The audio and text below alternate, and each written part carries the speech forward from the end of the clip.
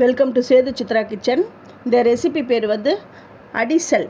இது வந்து பாரம்பரியமான தமிழ்நாட்டோட இனிப்பு வகைகளில் இது ஒன்று. இது ரொம்ப பேர் மறந்து போயிட்டாங்க. நம்ம பாட்டி காலத்து இனிப்பு இது. இப்போ யாருக்குமே அவ்வளோவா இது தெரியறதில்ல. அதுவும் இல்லாமல் இந்த இனிப்பு வந்து எப்போ நீங்கள் சாப்பிட்டீங்க அப்படிங்கிறத என்னுடைய கமெண்ட் பாக்ஸில் சொல்லுங்கள். மறக்கப்பட்ட பாரம்பரிய இனிப்பு இது எப்படி செய்கிறதுன்னு பார்க்கலாம். இதுக்கு வந்து நான் ரேஷன் புழுங்கல் அரிசி தான் நான் எடுத்திருக்கேன். அதில் அழுக்கெலாம் இருக்கும். அதை நல்லா வாஷ் பண்ணிவிட்டு அது ஒரு டவலில் போட்டு நல்லா பரத்தி விட்டுருக்கேன். ஊரெல்லாம் விடலை, அப்படியே வாஷ் பண்ணிவிட்டு இது வந்து அப்படியே அதை ஆற விட்டுட்டேன். இப்போ தேங்காய் எடுத்திருக்கேன். தேங்காய் வந்து ஒரு 4 சில்லு இருந்தால் போதும். அது ஏலக்காய் போட்டு நல்லா நான் துருவி எடுத்துன்னு வந்துட்டேன்.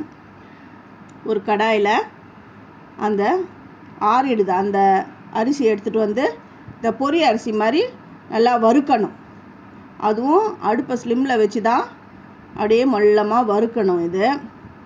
இது வந்து 1 கப்பு எடுக்கிறவங்க அதே கப்பு வெல்லத்தை எடுத்துக்கோங்க. 1/4 மூடி தேங்காவை எடுத்துக்கோங்க. இது கொஞ்சம் நல்லா பொரியட்டும்.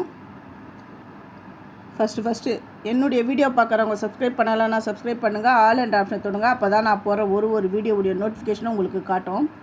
நல்லா இது வருங்க பொரிஞ்சு வந்துடுது. இதை நல்லா ஆற விடுறேன். இது ஆறட்டும். இப்போது வெள்ளைப்பாகு எப்படி பண்ணுறதுன்னு பாருங்கள். நான் வந்து எவ்வளோ அரிசி எடுத்தேன்னா, நான் 1/2 கப்பு அரிசி தான் எடுத்தேன். அதே 1/2 கப்பு வெல்லம் எடுத்திருக்கேன். நீங்கள் வந்து ஈக்குவலாக எடுத்துக்கணும் எப்போவுமே. ஏன்னா அரிசி வந்து நம்ம திரிக்கும் பொழுது அது கொஞ்சம் ஜாஸ்தியாக காட்டும். அதனால் இப்போ எனக்கு ரொம்ப வெல்லம் வேண்டாம். நான் என்ன பண்ணுறதுன்னா 1 கப்பு, அதாவது 1 கப் அரிசி எடுக்கிறவங்க 3/4 கப்பு வெல்லம் அப்படி கூட எடுத்துக்கோங்க. இப்போ வெல்லத்தை சேர்த்துட்டேன். அதில் முழுகிற அளவுக்கு தண்ணியை விட்டுட்டேன். இது நல்லா கரையட்டும். ஏன்னா இந்த வெல்லத்தில் மண் தூசி எல்லாமே இருக்கும்.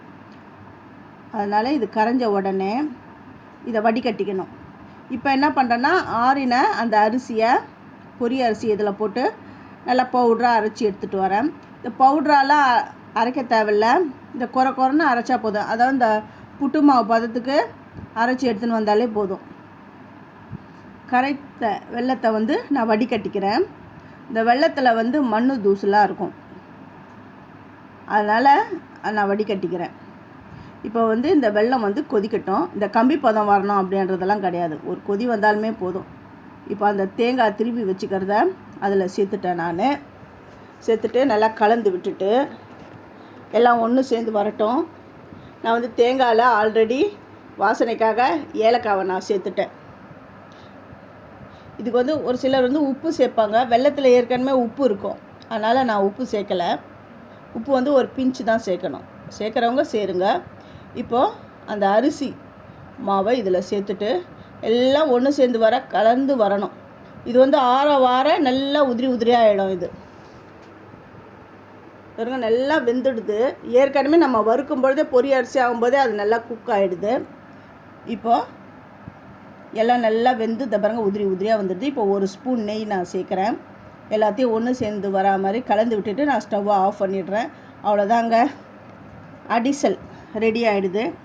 இது நீங்கள் உங்கள் வீட்டில் செஞ்சு பார்த்துட்டு எப்படி இருந்ததுன்னு எனக்கு கமெண்ட் பண்ணுங்கள். உங்கள் ஃப்ரெண்ட்ஸுக்கு நீங்கள் ஷேர் பண்ணுங்கள்.